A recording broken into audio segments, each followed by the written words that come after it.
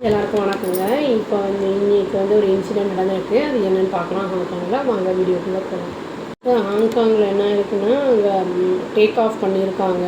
டெல்லிக்கு போகிற ஃப்ளைட் அது. அது சடனாக என்ன எடுத்த கொஞ்ச நேரத்துலேயே என்னென்னு டெக்னிக்கல் கிளிச் ஆகிருக்கு, இஷ்யூ ஆகிருக்கு. அதனால் திரும்பி ரிட்டர்ன் வந்துட்டாங்க. அந்த ஃப்ளைட்டோட AI315 அப்படிங்கிறது. இந்த இன்சிடெண்ட் மண்டே மார்னிங் நடந்திருக்கு.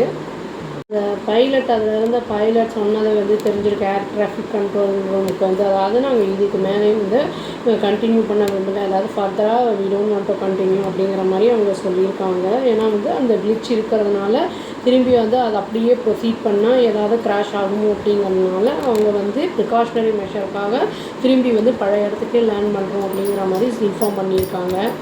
இந்த இன்னொரு ஏர்க்ராஃப்ட் எதே போயிங்கோட தான், அதாவது 787-8 ட்ரீம் லைனர் அப்படிங்கிறது இந்த மாடல் ஏர்க்ராஃப்ட் மாடல் இப்போ தான் ரீசெண்டாக June 12 கிராஷ் ஆச்சு அந்த அகமதாபாத்தில். இது என்னென்னா டேக் ஆஃப் ஆகி 1 மினிட்லேயே ஆகிடுச்சு. அது 241 பேர் இறந்துட்டாங்க. 242 பேர் இருந்ததில் ஒரே ஒருத்தர் மட்டும்தான் அதில் தப்பிச்சார். அதாவது நாங்கள் அந்த ப்ராப்ளத்தை சார்ட் அவுட் பண்ணிடுறோம். அதுக்கப்புறம் நாங்கள் திரும்பி அதுலேயே ஏர்போர்ட்லேயே திரும்பி நாங்கள் ரிட்டர்ன் வந்துடுறோம் அப்படிங்கிற மாதிரி ஏடிசிக்கு சொல்லியிருக்காங்க பைலட்டு. இந்த ஹாங்காங் டெல்லி ஃப்ளைட் என்ன பண்ணியிருக்காங்கன்னா, இன்றைக்கி காலையில் 9:30க்கு எடுத்திருக்காங்க. திரும்பி வித்தின் 90 மினிட்ஸ்லேயே, அதான் 1.5 மணி நேரத்துலேயே என்ன ஆயிருக்குன்னா திரும்பி ரிட்டர்ன் வந்துட்டாங்க. அதாவது இந்த கிளிச் இருந்தனால இதை எந்த ஒரு தேவை அசம்பாவிதமும் இல்லாமல் எல்லா மக்களையும் பேசஞ்சர்ஸையும் சேஃப்டியாக கொண்டு இறக்கிட்டாங்க. இதுக்கப்புறம் அங்கே டெக்னிக்கல் இஷ்யூ இருக்குதுன்னு சொன்னாங்க. அதை செக் பண்ணுறாங்க. எதனால் ஆயிருக்கு என்ன ஏதுன்னு செக் பண்ணிகிட்ருக்காங்க.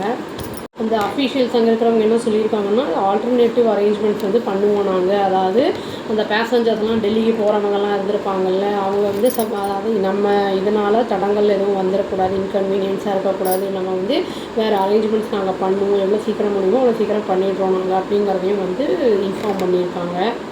அதாவது அவங்க இதையும் அஷூரன்ஸும் கொடுத்துருக்காங்க. நாங்கள் ப்ரொவைட் பண்ணுறோம் எல்லா நெசசரியாக கிரவுண்ட் அசிஸ்டன்ஸ், அதாவது என்னெல்லாம் பேசஞ்சர்ஸ்க்கு தேவையோ அதாவது மினிமைஸ் பண்ணுறோம். நாங்கள் அவங்களோட இன்கன்வீனியண்ட்டாக இருக்கிறது எதெல்லாம் இருக்கோ அதெல்லாம் கம்மி பண்ணி அவங்களுக்கு கம்ஃபர்டபுளாக அவங்க ஜேர்னியை நாங்கள் கொடுக்குறோம் அப்படின்னு சொல்லிட்டு அவங்க அஷூரன்ஸ் கொடுத்துருக்காங்க.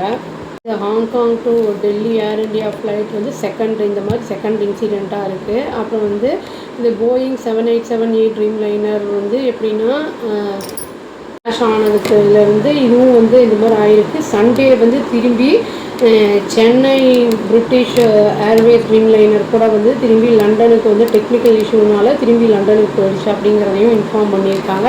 இந்த மாதிரி ஃப்ளைட்ஸில் ஏன் அடிக்கடி இப்படி நடக்குது அப்படிங்கிறது ஓவராலாக எல்லா ஃப்ளைட்ஸையும் செக் பண்ணும்போது தான் தெரியும்.